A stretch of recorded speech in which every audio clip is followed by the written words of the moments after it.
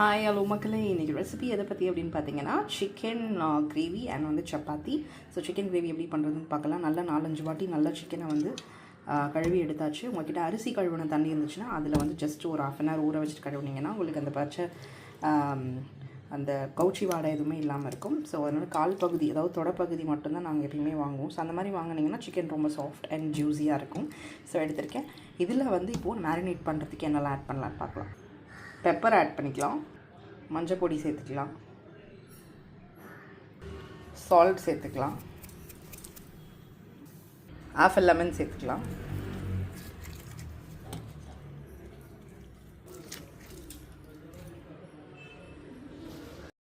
½ lemon சேர்த்துக்கலாம். All together நல்லா mix பண்ணிவிட்டு மேரினேட் பண்ணிடலாம்.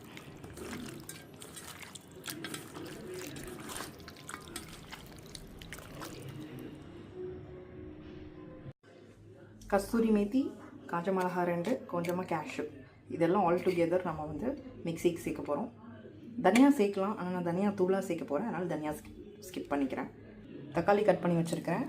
வெங்காயம் இந்த மாதிரி நீட்டு வாக்கில் கட் பண்ணி வச்சுருக்கேன். ஸ்பைசஸ் பிரிஞ்சி இலை, பட்டை, கிராம்பு, சோம்பு இதெல்லாம் தான். அப்புறம் 2 ஏலக்காய், அவ்வளோதான். எண்ணெய் நல்லா காஞ்சதும் ஸ்பைசஸ் சேர்த்துக்கலாம். பச்சை மிளகா சேர்த்துக்கலாம், வெங்காயம் சேர்த்து வெங்காயம் நல்லா பொன்னிறமாக வர வரைக்கும் வதக்கி விட்டுக்கலாம். வெங்காயம் நல்லா இப்போ இவ்வளோ இருக்கிற வெங்காயம் நல்லா சுருண்டி நல்லா ஒரு ப்ரௌனிஷ் கலரில் வரணும். பொன்னிறமாக சொல்கிறாங்க இல்லையா, அந்த பொன்னிறமாக நம்ம வந்து சாட்டை பண்ணிக்கலாம்.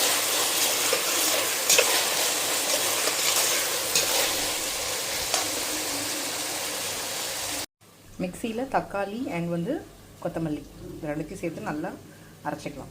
இப்போ இஞ்சி பூண்டு விழுது சேர்த்துக்கலாம். இஞ்சி பூண்டு விழுது வந்து ஃப்ரெஷ்ஷாக அரைச்சி சேர்க்கணும். அப்போ தான் எந்த ஒரு டிஷ்ஷுமே வந்து டேஸ்ட்டாக இருக்கும். பாருங்கள், நான் சொன்ன மாதிரி வெங்காயம் வந்து நல்லா பொன்னிறமாக வதங்கிடுச்சு. இந்த அளவுக்கு வதங்கணும். இப்போ இஞ்சி பூண்டு விழுதோட வாசம் போன அப்புறமா நம்ம சிக்கன் டேரெக்டாக சேர்த்துக்கலாம். சிக்கன் சேர்த்தின அப்புறமா சால்ட் சேர்த்துக்கலாம். சால்ட்டு சேர்த்தின அப்புறமா நம்ம அரைச்சி வச்சுருக்க தக்காளி விழுதை இதோட சேர்த்துக்கலாம். இந்த கஸ்தூரி மேத்தி, முந்திரி அண்ட் காஞ்ச மிளகா அரைச்சோம் இல்லையா, அதோட பவுடர் வந்து இதுதான்.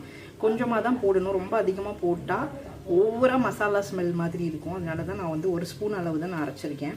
இது வந்து நம்ம கடைசியாகவும் சேர்க்கலாம், இல்லை சிக்கன் சேர்த்த அப்புறமாவும் சேர்க்கலாம். ரொம்ப டேஸ்ட்டாக இருக்கும். ட்ரை பண்ணி பாருங்கள். சப்பாத்திக்கு ரொம்ப நல்லாயிருக்கும் இந்த டிஷ்ஷு. ஃப்ரெஷ்ஷாக அரைச்சி வச்சுருக்கேன் இஞ்சி பூண்டு விழுது. சப்பாத்திக்கு ஆல்ரெடி மாவு டஃப் வந்து நான் ஊற வச்சுருக்கேன்.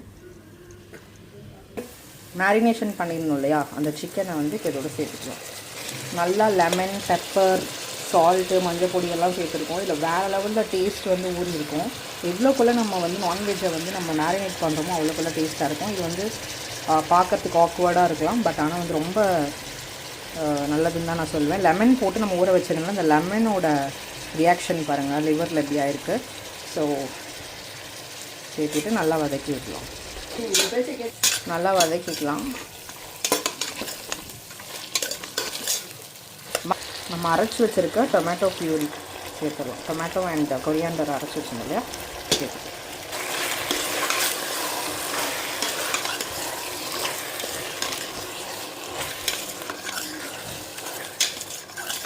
நல்லா கலந்து வச்சுட்டு இப்போ மசாலாலாம் சேர்த்துக்கலாம். தனியா ஆட் பண்ணிக்கலாம்.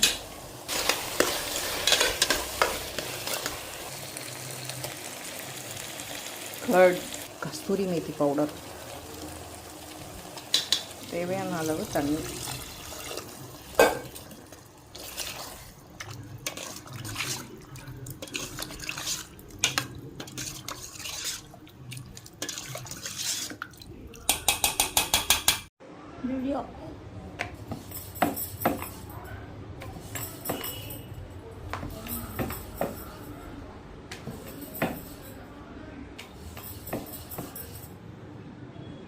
நல்லா இருக்கா?